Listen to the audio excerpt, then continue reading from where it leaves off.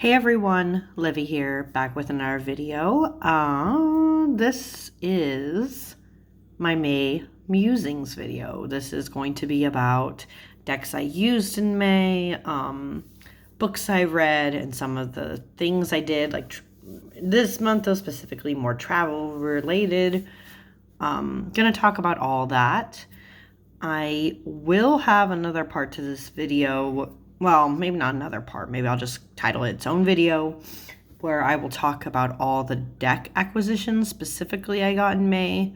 But yeah, anyways, we're going to start with tarot related content. And then near the end of the video, if you like things related to books and travel, stay tuned for the end where I talk about all that. So let's start with my cards for the month of May. May was a weird month for me. As you can see, it was the moon, right? I had a moon month in May, which for me, I don't know if this is for everybody, but for me, the moon is always a card kind of tied to, I don't know, maybe anxiety is the best way to put it. Like, I kind of feel it the most in the way that this card shows it. So this is the 5-cent tarot. By the way, I'm sorry for the lighting. I'm filming like really early morning, but here where I live, it's been like kind of cloudy for some reason. I don't know. Anyways, I felt it the most in this card. So this is the moon from the 5-cent tarot. It has some of the, old imagery, but it's in a vintage way. Upright, this card is usually about the subconscious, imagination, and illusion. But I feel like, for some reason, I always see more of the reversed or shadow side meaning of this card when it's related to repression, confusion, and fear.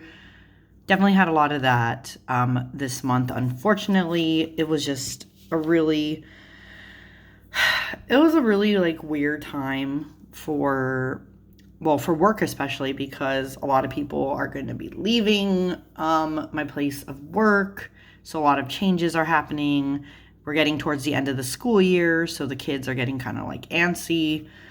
It's a whole thing, basically. So I felt this a lot. So the decks I used, 5-cent tarot. I also used my guided hand tarot because I just wanted something beautiful and comforting. I used the Wonderworld Tarot because I don't know, it gave me like mid-spring vibes for some reason. Don't know why, but this is the Wonderworld Tarot. And I also used my 7th edition Jonasa Jaus. There's something about this deck, I don't know. I worked with it this month, which is interesting for me. Maybe I'll transition into talking about that. Give me a second. I'm going to move the cards away. Jonasa Jaus. I used it this month because in the month of May, oh, and by the way, I have a cup of coffee, so let me take a sip. Okay, in the month of May, I dived a little more into Marseille study. I'm not going to say it was like, oh, I did extensive blah, blah, blah. No, it wasn't. It wasn't really like that at all. But I did start going into Marseille more. I'm going to show in a little bit. I have the book I've been using to study. I'm at about, I don't know. I would say it's a little bit more, like if I divided the book into thirds, it's like at least 1/3 of the way through would probably be the best way to put it. Beautiful deck, as usual, right? The Jonasa Jaus. But I had to learn, how to read this deck in a Marseille fashion versus if I was going to read this in an RWS kind of way.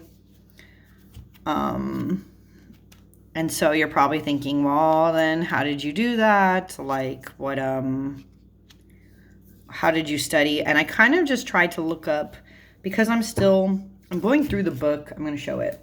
I'm going through the book. Literally, actually, let me zoom out to show you. I'm going through this book, as you can see, like methodically. I'm going from the top to the bottom. To do my reading with this deck, my week ahead, I just looked at the meanings, like how it would relate Marseille related versus how it does anything else. So I'm about, as you can see, a third, almost close to halfway, but not quite. And I can tell you from reading this book, by the way, that I can already kind of tell, like, spoiler alert, even though I've been like trying to, you know, tab notes and all this shit. Marseille is not going to be my favorite system of tarot reading at all. I can confidently say it's not going to be my favorite. I have thoughts of why, and eventually I'll put those into a video. I don't know if I'll put that video out closer to after I read more of the halfway point, probably, or wait until I finish reading this whole book to say why. But I already have some thoughts. In typical me fashion, I already have thoughts of why it's not my fave. And sorry, I'm going to zoom back in. There we go. Sorry about that. It's not going to be my favorite system because there's a lot of things related to Marseille, just the way that at least Jodorowsky talks about it, that I'm like, dude, what in the world are you talking about? It's kind of like, why? I guess the best way to put it is like, how is Marseille really relevant to our times?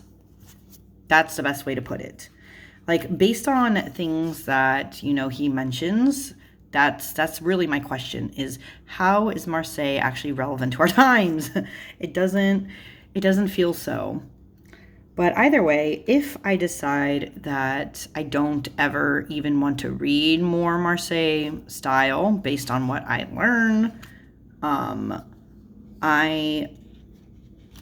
I don't know. I might just use this deck to read, even though it's like in a Marseille style. I might still try to read this deck more like a pip deck, but RWS. We'll see where the mood takes me, you know. But for now, you know, it was good to finally use this deck in a reading. I've just been kind of putting it off on the side, like admiring it, sometimes shuffling it, sometimes just having fun with it. But yeah, I wasn't doing readings as such. So I finally got to use it for one of my week ahead readings, and that was nice to see. So that is the Jonasa Jaus 7th edition. I have the one with the green back and the green edges. She did another printing where it has that beautiful, like, what is that color even? It's like a red-violet color that still has the artwork on the cards, as you see, that I'm showing you. It just doesn't have edges, or maybe it does have edges. I'm not sure, but it's that color. But anyways, I'll move that out of the way. Okay, next up, let's talk about, I don't know if I need to go through every single deck that I use this month, unless you guys really, really want to see it. I know I've shown the Guided Hand Tarot a lot. I've also shown the Wonderworld Tarot quite a bit now. I could show the 5-cent tarot more. I just don't. I don't know. It's my video and not yours, so I can decide however I'm doing this. Maybe I will talk first about the Oracle deck that I use for this month that really does not get very much airplay. This is the Where Alice Went Tarot. Whoops, not tarot. Oracle, sorry. My brain is like fried. By Sarah Stassi. She is... Coffee sip. She is an artist who is lives pretty locally to where I live. So I liked being able to support her. As you can tell, this is why. This is why I use this Oracle this month with this deck. I can actually have both of these out then. That's right. That's fine. I already said, I don't know if I'm going to show it. You know what? I did anyways. And again, this is my channel. I can make these executive decisions. You can find, though, the Where Alice Went Oracle on Etsy, or I think this might even also be on Gamecrafter. It opens up like this. Kind of a weird design for deck cards, and to be honest, it's not the greatest. I'm not gonna lie, it's not the greatest. These are the backs for the Where Alice Went. Of course, these are the backs for the Wonderworld Tarot. Maybe I'll have them both flipped this way. I'm not very coordinated with my hands, though, so this is going to be something. Or, better yet, flip them this way, and then I can move them to the side so you guys can see these cards. Obviously, these two decks are a great match. How the Where Alice Went works is that it is an oracle deck inspired by Alice in Wonderland. So there's always things in the middle related to the book, a keyword, and then behind each card is a segment from the book related to the card image, right? In this case, Turn, this is related to the scene in Alice in Wonderland, like the book, where she's visiting the Duchess. So, yeah. But anyways, I used both of these this month. I have to say, even though these two are like a good pairing, obviously, from Alice in Wonderland, As It Were, this is Cheshire Cat, of course. There's something about this deck, this oracle, I should specify, that didn't 100% jive very well for me. Like when I was just trying to read oracle for this, sometimes it worked, but a lot of times it didn't. And I don't know why it wasn't clicking for me. Maybe it's the keywords that aren't 100%, I don't know, what I need or something. But I was having a lot of, like, a harder time connecting the oracle card readings I was getting to how my month was going. But that might also be a moon thing. Maybe it was just my weird moon month that was, like, causing problems for me. But I tried my best. I worked I'm going to show one more after this, but I worked mostly with this one during the month. And it is a cool deck. I love like seeing the passages in the back, because I've read Alice in Wonderland, Alice's Adventures in Wonderland, I should say. It is one of my favorite, this is so funny how these two paired together, the Seven of Cups and the Taste one. It is one of my favorite books, but yeah, this oracle for some reason was not 100% jiving with me, which is sad. I was trying to use it because this is like really was my time to like use this more, but yeah, I don't know. It didn't 100% work out for me. Maybe I'll have to try again in a different time when things are not as some weird and confusing. But nonetheless, this is this is so good. This is perfect. Learn with the Hermit. See, they work really well together. I just don't know why. Like reading this on its own was not great. So maybe I'll only pair this now with this deck. I don't know, because they work really well together. But yeah. So those were those two. But the Where Alice Went, it just didn't work as well on its own. It might be one of those oracles that's better as a clarifier for main reading. But now I know that, you always got to take those risks when you do tarot, You got to learn what works for you and what doesn't, and what decks are better in one way than another. It's a process. It's a process. And I'll admit it's a process, right? Okay. Next up, I do want to talk about, though, this deck a little more. You guys you've seen this in my recent, deck acquisitions video. I talked about this deck a little bit. But this is the Dream Symbol Oracle deck by Copper Rabbit Illustrations, also known as, what is her full name? It starts with an L, double L. She has an alliterative name. I always notice alliteration. But anyways, it comes with this guidebook. Or not guidebook. It's like a little pamphlet thing. And it keeps going and going. I'm not going to take all of it out. But it comes with this, which is very helpful. And as you can see, I've used my deck a bit, so I'm already starting to like see some wear and tear on that. But this was my only other exception to the decks I was using this month, because I've done this thing now where I limit the amount of decks I use in a month specifically. I do 4 tarot, 1 oracle. I think this deck, though, is always going to be the exception based on the fact of its topic, which is like dreams and dream interpretation and using it for dream work. Me personally, at least, you can use this as a regular oracle deck. It talks about that, but I like seeing it for dream work. So there you go. This is probably my only exception deck. These are the beautiful backs. There's something about this cardstock too that I'm like obsessed with. I don't know why. I guess it's because it feels like buttery smooth for some reason in the hands. It's great. I'm also tempted to do a walkthrough of this. I know somebody mentioned, I think, doing a walkthrough. Like I should do a walkthrough of this deck, so I probably will soon. But let me show off some of the cards, okay? So this is a deck about dreams. And one of the reasons why it was kind of like my exception for me is because obviously I was having some, especially at the start of the month, so not so much now, but I was having some really weird like dreams that I kind of just needed to work through. And as this deck is, you know, I would say they're more like titles than keywords, because you have to look at the images more to kind of figure out what it means. Oh, this creepy teeth card. Oh, I can't believe still people have dreams where their teeth are falling out. I've never had a dream like that. And yeah, that's a common dream.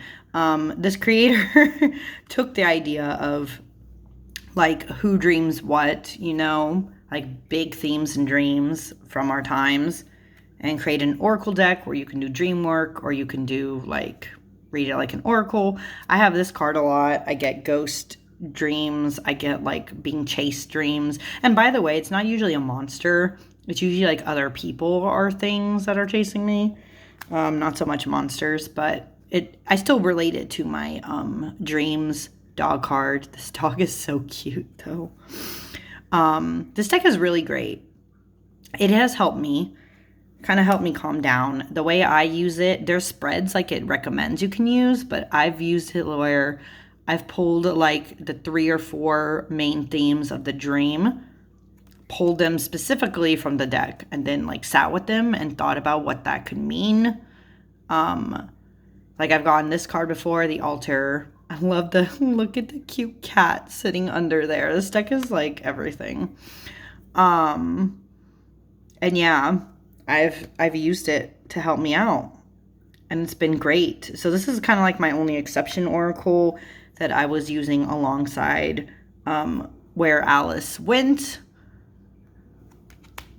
But other than that, I wasn't doing like anything crazy this month in May, because again, life stuff was going on, and it did not make me, not gonna lie, it did not make me inspired to do a lot of tarot related things. As I'm gonna talk about in the other video too, I was having, I don't know, retrograde was hitting me hard. I was having a lot of issues with like trying to obtain certain decks that I had kickstarted a long time ago, or like pre-ordered. So yeah, May moon month. It got me. It got me. It knew. But that's why I had a lot of sorting out to do with dreams, I guess, too. So there's that. But anyways, we're going to move on from cards because, again, cards were kind of depressing. Not going to lie. Kind of depressing. Kind of hard. Maybe I should put my coffee here so you guys know I'm going to take a sip. I've had it off to the side, but... Anyways, some positives for May, besides it being a weird month and a hard work month. May was a month in which I decided, because the world was going batshit crazy around me, that I was going to do more reading for once. Not to say that I don't read every night, by the way. I have this I've already built it into my life. I've had this habit literally since high school. I was very determined and I just said, you know what? I'm going to read every night before bed, and I do. And I've kept it up since high school. You know, I made it a habit. But a lot of times I can read very slowly, or I started to read very slowly. I guess ever since I returned from college, I started reading very slowly. Oops, sorry. I hit my camera. But this month, get ready, guys. This month, I read 4 books. Well, okay, technically, I read 3.5, and I'm going to explain why this is just a half in just a second. But I'm going to start with the book that I read first this month, so let me move the rest of these. Let's talk about Vespertine, guys. Holy shit. For those who have seen my Canada video, you might recognize this book. I got this edition of Vespertine in Canada when I was in the Toronto area. The author is Margaret Rogerson.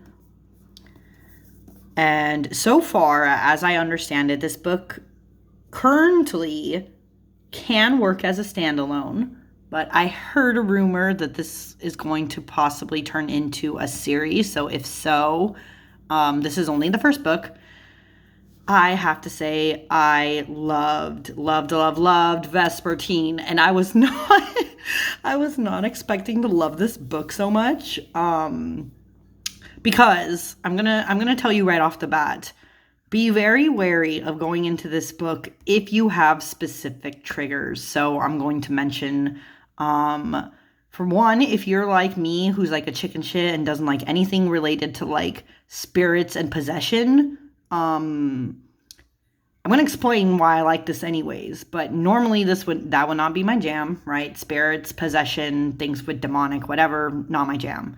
I usually get like squicky about it.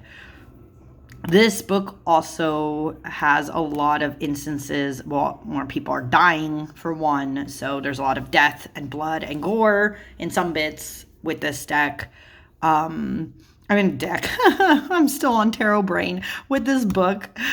And also, what's something with this book that I would say be very wary of is if you are somebody who is not a fan of self-mutilation, you might want to watch out, because this book does have a lot of that. Usually I am also somebody who does not like self-mutilation. I guess it depends on the way that it's presented or what's going on with the plot.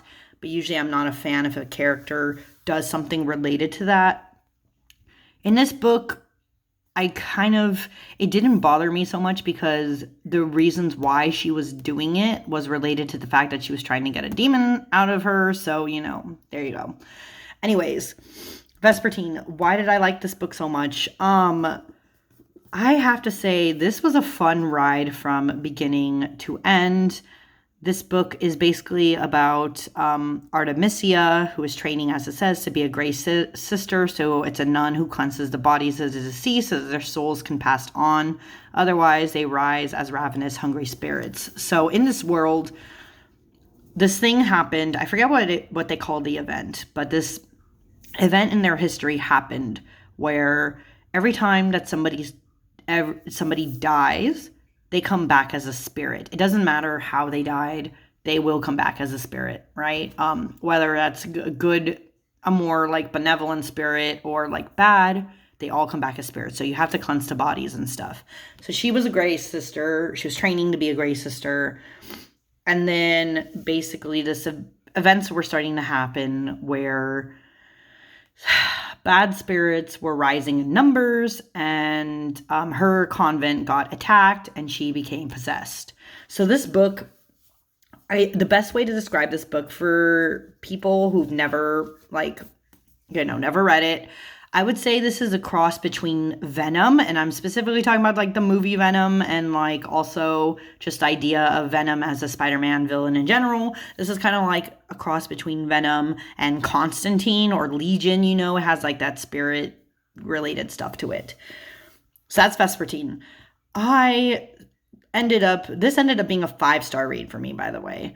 And the reason why is because there's a few key factors why this became a 5-star read. The first that I was pleasantly surprised about is that this book has no romance in it.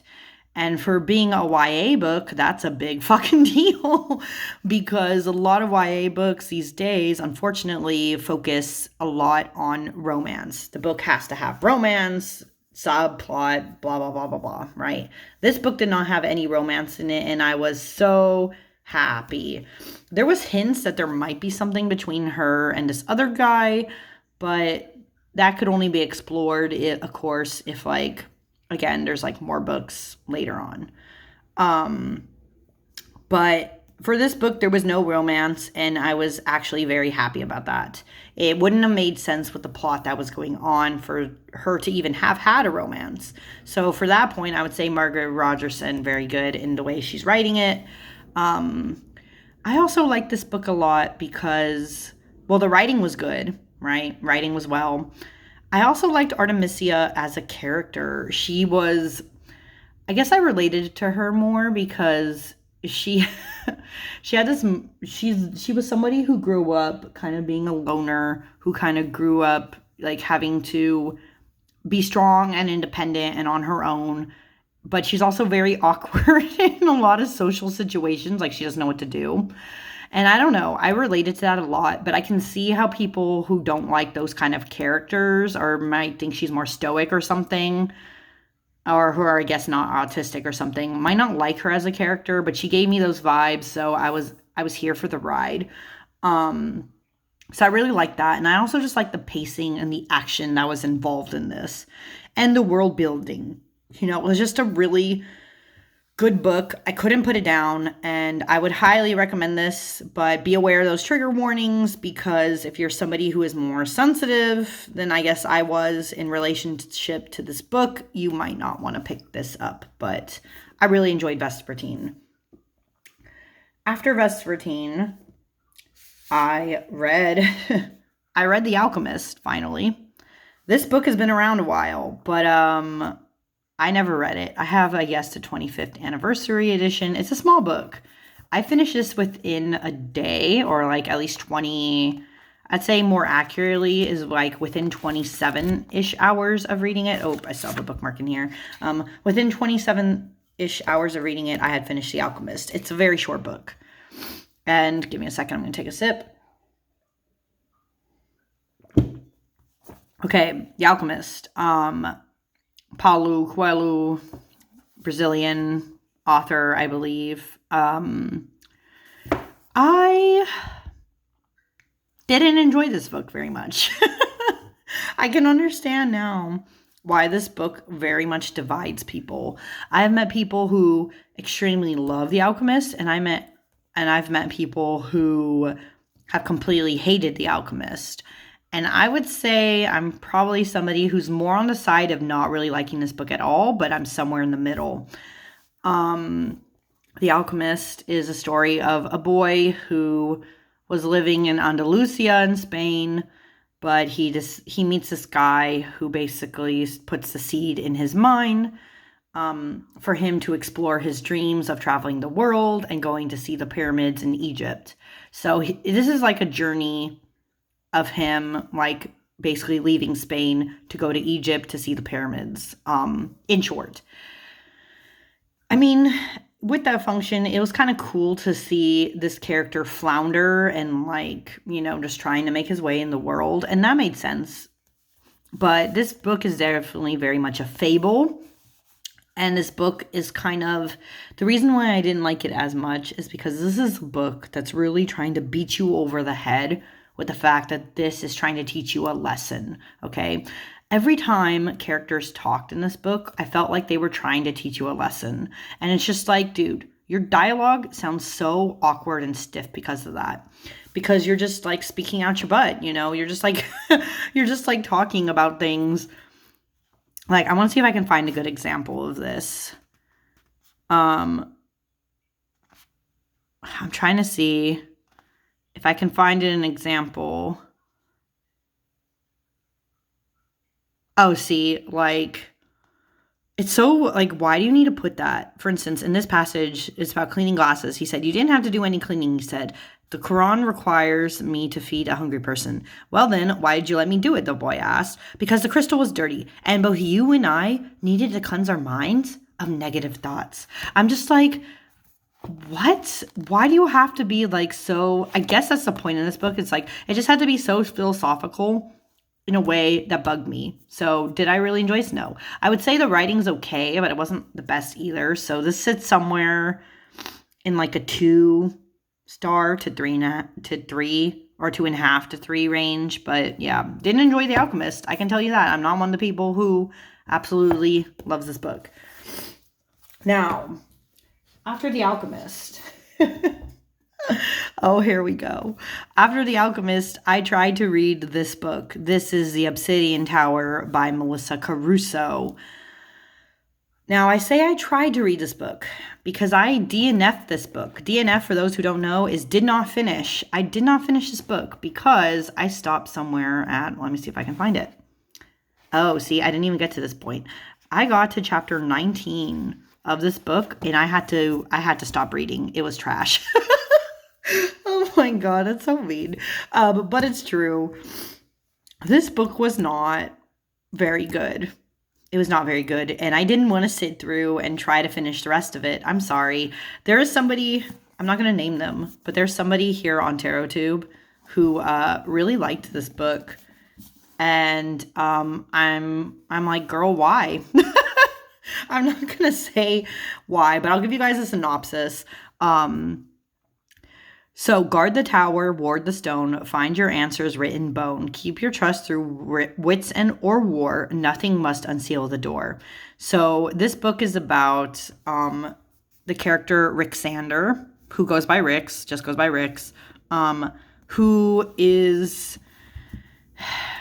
she's basically what they call a warden of her family's castle in this one part of the land, okay? She's supposed to be in her early 20s, but I'm not gonna lie. Part of the reason why I didn't like this book is that she felt a lot younger than that. Rix, to me, kind of felt like she's supposed to be like 21 or 22 or something like that, but she was written in a way where she felt like she was more 15 years old. And that wouldn't be a problem if this book was YA, but unfortunately, this book is not YA. This is supposed to be an adult fantasy. So right off the bat, if I'm reading a book that feels like a YA book, but it's actually an adult fantasy, that's kind of an issue. Because, again, I love fantasy, I love adult fantasy, I love YA fantasy. But if this is supposed to be adult fantasy, it needs to read like that, and it didn't. It felt very juvenile. That was the one thing I didn't like about this book, was the writing. The writing felt very juvenile. The way that Rix was written was very juvenile. And that's not a bad thing. Like, again, if it's a YA book and you know the character is young, obviously they're going to sound like a teenager, and that's perfectly fine. But if you're supposed to be 21 and you sound like you're 15, that's kind of an issue, okay? Other thing I didn't like about this book, let me just tell you, this book, it had too much happening in it. And that's kind of odd to say, you would think. You'd say, wait, what? Why would that be a problem if a book had too much happening? And the reason why it's a problem is because of pacing. If too much is happening at once, and this book is, hella big in comparison, that's an issue. That means that you're trying to shove too much stuff into your plot at once, and it's not going to be coherent. This author made a lot of weird choices about what should happen when. Things happen too quickly, and also just like the dialogue. By the way, the dialogue was probably the worst part about this book. It was very cringy. I could not deal with it. I was just like, what the hell? This is so unrealistic for you to be saying right now. I did not enjoy it. And I couldn't stand a main character, by the way, either. That's also not a good sign, is when you have a main character that you do not want to root for. She was very incompetent. That's the best way to put it, which is sad because, I'm not saying I like stories, by the way, guys, where the main character has to be the strongest character ever. No, I don't like that either. I hate those. But when your character is so incompetent that everybody around them just treats you like shit because they see how incompetent you are, then that's an issue, right? It's a real issue. So the main character was somebody I could not take seriously. Nobody around her took her seriously. And a lot of the characters just felt like caricatures. There were too many characters that kept getting introduced in very short periods of time also. So that's also an issue, is like pacing of how you're introducing characters. Characters were not introduced well.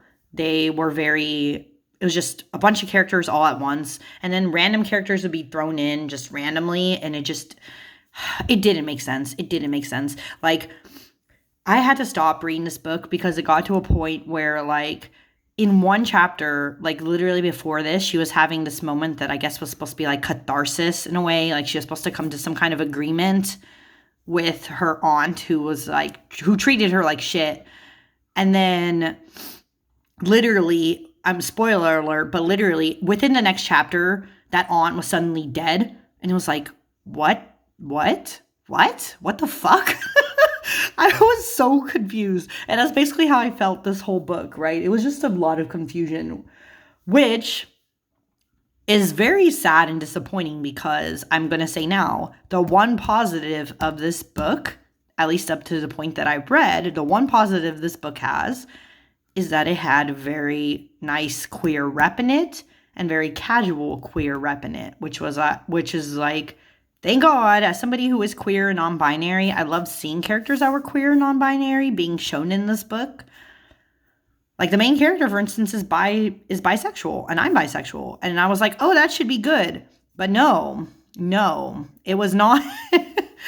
Like, it was just not a good book. And by the way, that's another thing too. Just because you are queer and non-binary does not mean you have to love everything that is queer and non-binary. Because if it's not good, if it's just trash, you don't have to love it just because it has your rep in it. You know what I mean? So that's how I felt about this book. It was just not... It was not a great book, guys. I'm sorry. So would I recommend this to anybody? Probably not, because I couldn't even finish it. I could not do it. I could not get through it. So after reading that book, I was like, well, shit, what am I going to read next, you know? But I turned to Circe by Madeline Miller, who, as you guys might see here, is the author of the Song of Achilles. My thoughts on Circe. I will say this was much better of a read for me. I would say that this book, how do I put this? I would say that this book for me was at least a 4, if not 4.5 star read for me. This was pretty good. For those who don't know anything about Circe, she is, I was trying to see if there was anything, what's the biggest part? Okay, this is the biggest part really to say about Circe. She is the daughter of the sun god Helios and a nymph. And most of Circe's life in the beginning, she's kind of treated like shit, to be honest. The gods don't like her. They think she's like worthless. They don't think she has powers. And then she discovers that she has witchcraft. So she can transform rivals into monsters and menace the gods themselves. So feeling threatened by this, Zeus banishes her to her island. Aiaia, I think is the way it's pronounced. She meets a bunch of interesting people, but the biggest thing about her, of course, and her tale is that she intersects with Odysseus, who ends up going to her island, right? That's related to the Odyssey. But this book was just about Circe. And I mostly liked it. The same, Madeline Miller's writing, good, plot, interesting. The different characters from Greek mythology that she met was really fascinating. So for the most part, I really liked this book. The one thing, though, that I did not like, and this is, by the way, another trigger warning for Circe, right, is that there is instances, of course, again, of death, a lot of blood in some parts. There's a part or two with where really messy childbirth is mentioned, or a couple messy childbirths are mentioned in Circe. And another trigger warning, by the way, that I was not aware of before reading this book, but I want to tell you guys so you don't make the same mistake I did. is that big trigger warning for this book is sexual assault. I was not aware going into this book that Cersei herself would be sexually assaulted, which kind of rubbed me the wrong way. It's very sticky and complicated to talk about sexual assault in books. I know some people who have been, through that way, and they're writers sometimes write about it as a kind of catharsis and to talk about the intricacies of that. Okay, fine. However, as far as I remember of Cersei and the myths and mentions of her in the myths, she was never sexually assaulted. So to include that in the plot line is very sticky and messy and unnecessary, in my opinion. It just kind of rubs the wrong way. It really rubs the wrong way that it was included, because I think there could have been a better way to explain why Cersei turns a bunch of men who end up on her islands into pigs. Like, to go with a sexual assault route with that just seems very lazy, and also just seems very like, I don't know how to explain it. It's just not good. It's just not good. Like, you could have done it in a different way, So that rubbed me the wrong way about this book, and that was the one biggest negative in relation to this book. I also think that Cersei at times could have taken more agency in her own life. It wasn't really until the very end where she started to do that more. So those are my biggest caveats of what kind of took it down for me, and why this isn't a 5-star read instead is more like a 4 or 4.5. Is that I was kind of waiting more for that to happen, and it didn't as much, but there's really interesting Greek myth-related things in this book, and if you like Greek myths and all that, I would recommend reading this, but be aware of those trigger warnings, because it happened, right? Because it was in there. And the last thing I want to talk about for the month of May, I know this video is already very long, is that besides reading, one of the things I really did a lot during the month of May was go on more day trips around parts of the Bay Area where I am from. I'm not going to get too into that, but I live in California. I live in more Northern California, and there's a lot of amazing and cool things to see. I decided this month, I don't know, I just felt like traveling more and doing more day trips and seeing things. So I did. I went to more places like San Francisco.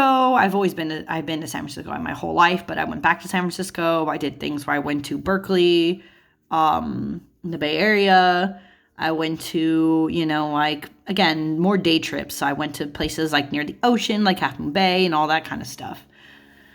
Part of it was done, of course, too, because this is a spoiler, I guess, is that in half of June and then the beginning week of July, I will be back in Canada. Yes, I will be back in Canada visiting my partner's relatives again, but I'm going to be there for much longer than I was last time, and we're trying to get stuff to take on the trip.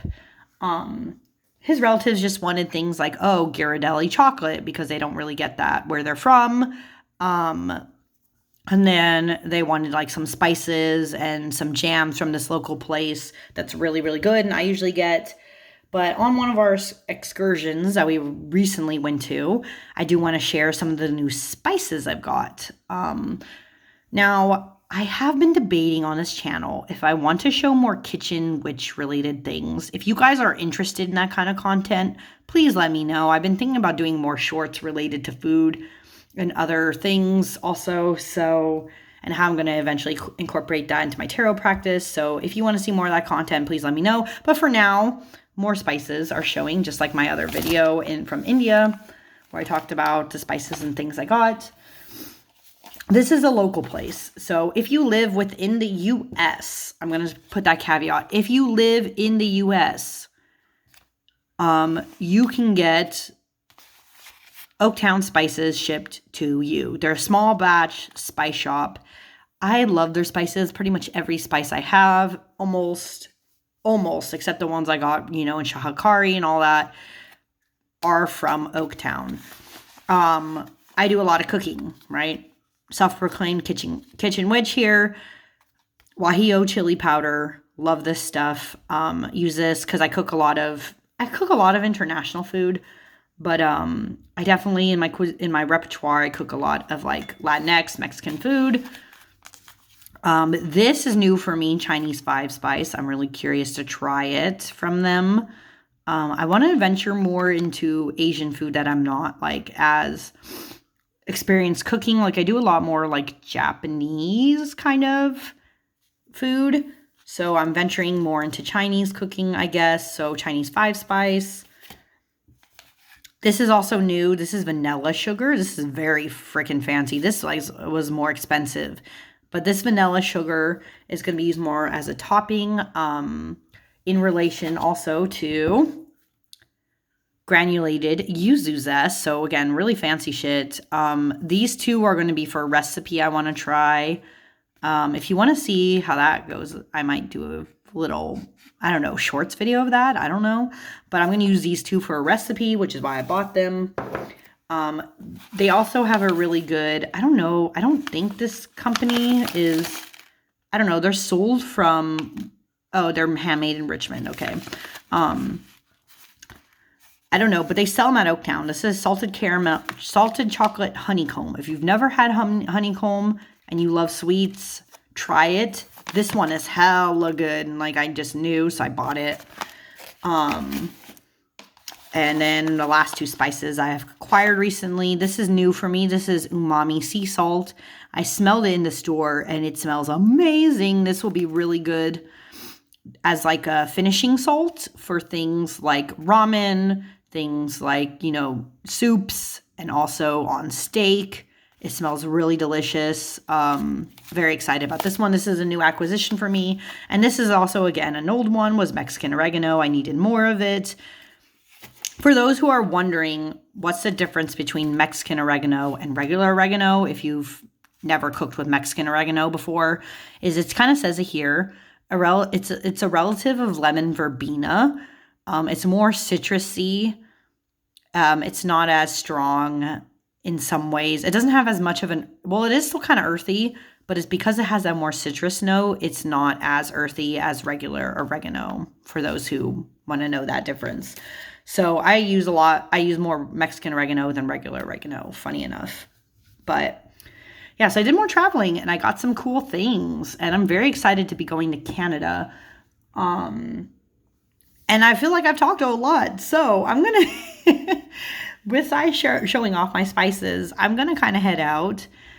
I will, like I said, I'm going to be doing a video where I talk about all the new decks I acquired in May, because there was a lot of them. I'm going to do a wrap-up of that next.